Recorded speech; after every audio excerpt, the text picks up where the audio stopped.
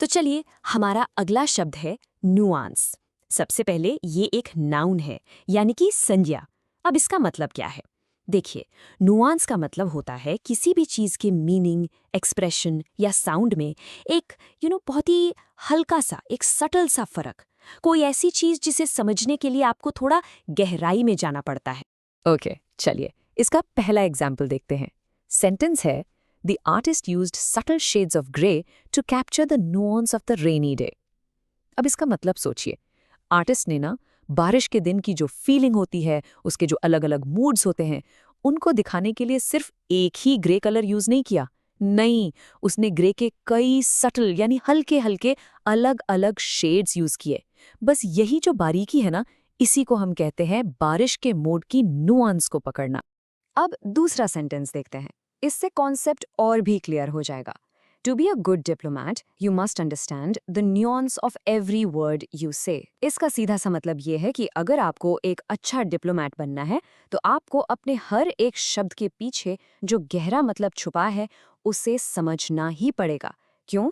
क्योंकि डिप्लोमेसी में आप जानते हैं, छोटे छोटे शब्दों के फर्क से ही पूरी बात का मतलब इधर से उधर हो सकता है, और इसी को कहते हैं शब्दों की न्यूआंस। चलिए, अब हमारा तीसरा example. The films director perfectly captured the nuances of teenage friendship. अच्छा, यहाँ एक चीज़ नोटिस कीजिए, हमने न्यूआंस नहीं न्यूआंसेस यूज़ किया है, यानी इसका प्लूरल फॉर्म। ऐसा क्यों?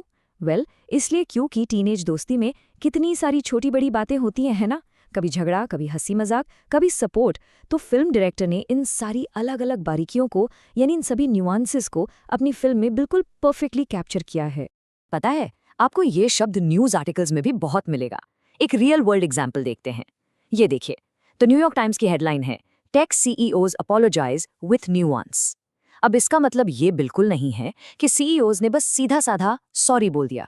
नहीं, इसका मतलब है कि उन्होंने माफी तो मांगी, लेकिन बहुत ध्यान से, हर एक शब्द को तोल मोल कर, ताकि उनकी बात का कोई गलत मतलब ना निकाल ले।